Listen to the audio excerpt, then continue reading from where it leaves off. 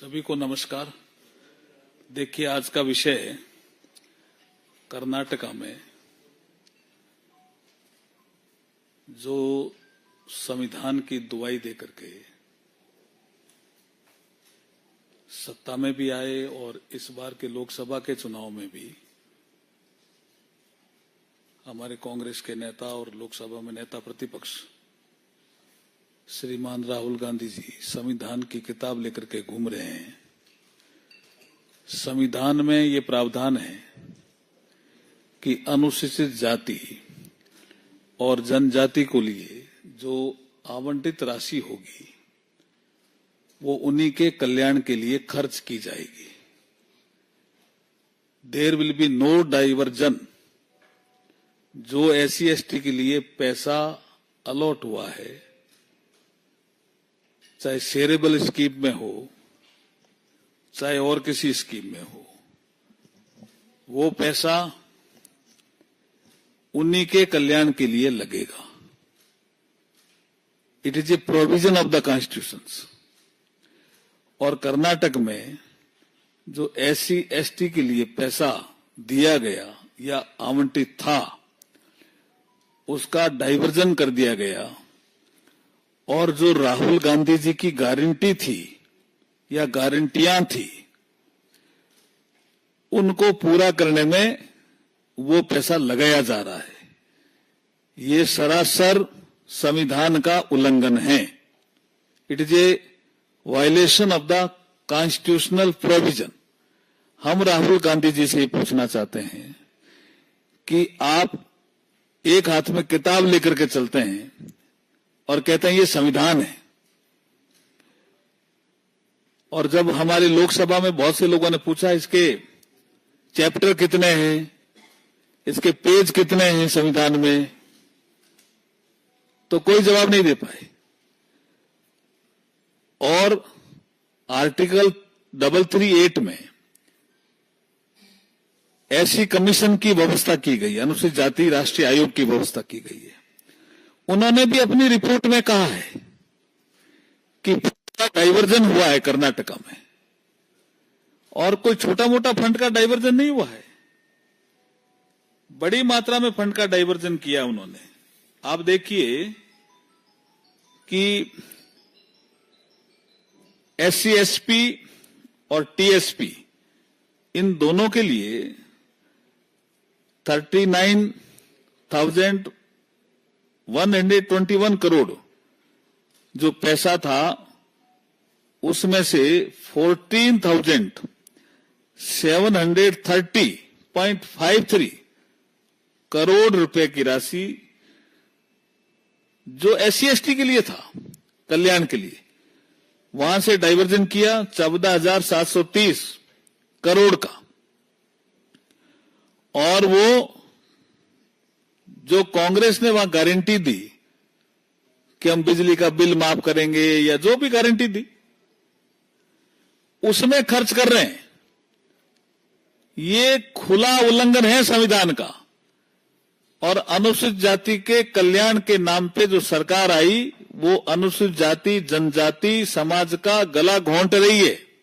उनके कल्याण में जो आना चाहिए वो इनके राजनीतिक मजबूरियों में पैसा लगा रहे हैं, डाइवर्जन करके। हम इसकी निंदा भी करते हैं और कठोर कार्रवाई की मांग भी करते हैं। और श्री राहुल गांधी से हम पूछना चाहते हैं कि संविधान की जो पुस्तक है वो पवित्र पुस्तक है, उसका फेक नैरेटिव चला करके वो कुछ सीटें तो जीत गए हैं, लेकिन अनुसूचित जाति और जनजाति का दिल नहीं जीत सकते। इसलिए हम कठोर कार्रवाई की मांग कर्नाटक सरकार से करने के लिए आपके बीच में उपस्थित हुए हैं। और राहुल गांधी जी, हम स्पष्ट करना चाह रहे हैं कि ये आपका जो दोहरा चरित्र है वो जनता देख रही है। आपको इसमें क्या कहना है? आपके कुछ क्वेश्चन हो तो पूछे जा सकते हैं। जी, इस तरह की कार्रवाई एससी कमीशन ने भी नोटिस दिया है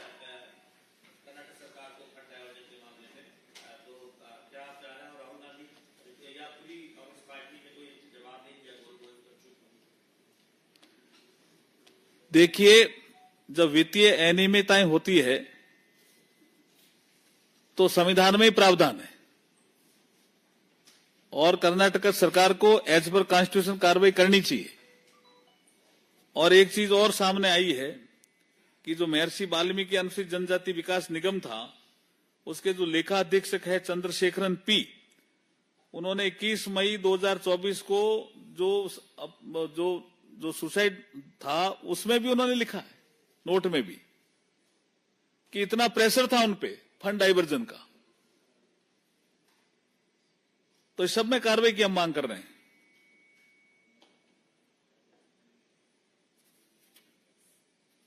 Any question?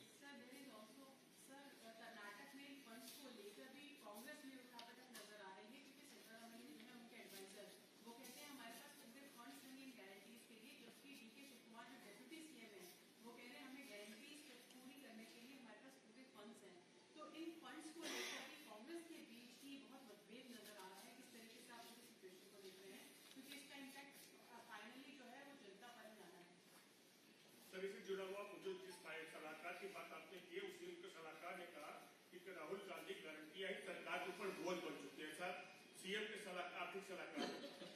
आप दोनों के प्रश्न भी बहुत शानदार है। वाकई उन्होंने क्या समझा कि सत्ता में आने के लिए कुछ भी कर लो।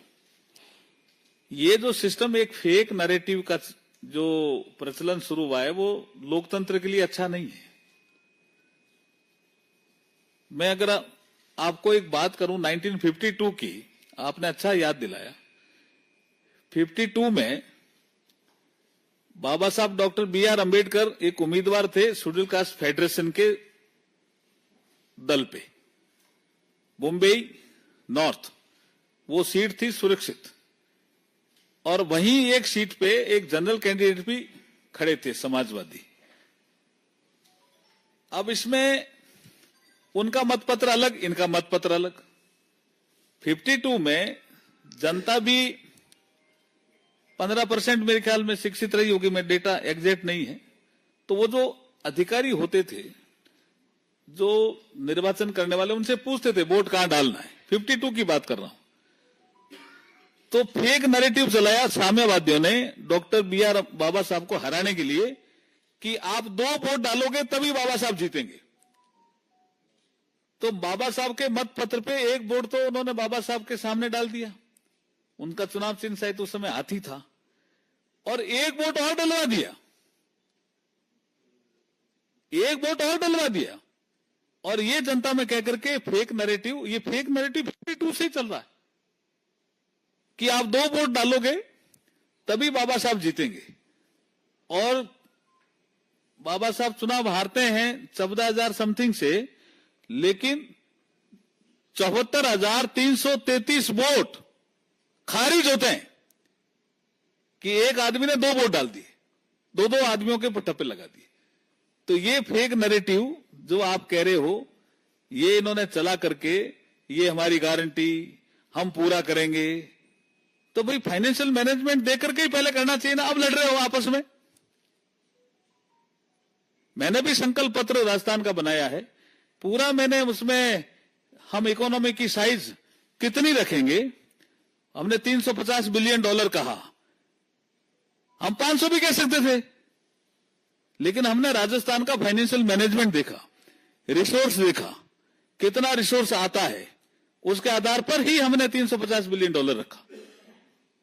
उन्होंने ये देखा ही नहीं कुछ फाइनेंशियल मैनेजमेंट, और अब लड़ रहे हैं। जनता पिस रही है और अनुसूचित जाति जनजाति के आदमी परेशान हो रहे हैं। उनको लगा भी ये कल्याण करेंगे, ये अपना कल्याण कर रहे हैं और उनके पैसे के दम पर कर रहे हैं। पैसा अनुसूचित जाति जनजाति वर्ग के लिए अलॉट है, उस पैसे को निकाल रहे हैं और निकाल करके गारंटी पूरी करने का काम कर रहे हैं। ये जनता के साथ धोखा है।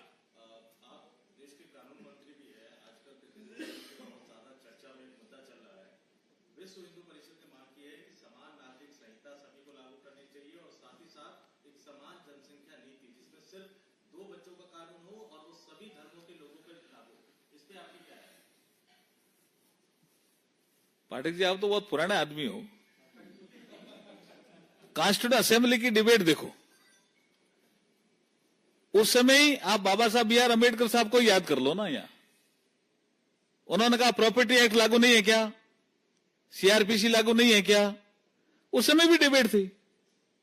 यह विषय अभी लॉ कमीशन ऑफ इंडिया के पास है और राज्यों ने इसमें तेजी से काम करना शुरू किया है। गोवा में पहले ही से यूसीसी है, उत्तराखंड ने लागू कर दिया है, राज्य भी इस दिशा में तेजी से कदम उठा रहे हैं और लॉ कमीशन ऑफ इंडिया की रिपोर्ट के बाद आपको बताएंगे बैठ करके।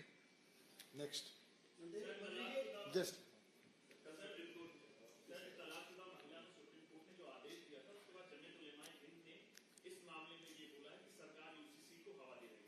देखिए, सुप्रीम कोर्ट के आदेश का सम्मान करना चाहिए और मैं तो ये समझ रहा हूं कि मैं 2 दिन से देख रहा हूं आपके प्रिंट मीडिया में भी और आपके इलेक्ट्रॉनिक मीडिया में इस निर्णय की तारीफ हो रही है। ये जो पैसा है, जिस पैसे की आप बात कर रहे हैं, इसमें सेंट्रल गवर्नमेंट का क्या हिस्सा है? मतलब कितना हिस्सा जो अनुदान में जाता होगा? सेंट्रल गवर्नमेंट का पैसा है, तभी तो ऐसी कमीशन ने पॉइंट आउट किया है। हमारा पैसा भी वो डाइवर्ट कर रहे हैं। हम कह रहे हैं कि भी ये अनुसूचित जाति जनजाति कल्याण के लिए है, उसमें लगाइए। वो कह रहे, वो उनकी प्रेशर आ गया जो अभी प्रज्ञा जी कह रहे थे, फाइनेंशियल मैनेजमेंट कहां से करे, तो यहां से करना है क्या? ये दुरुपयोग है, it's a misuse of power.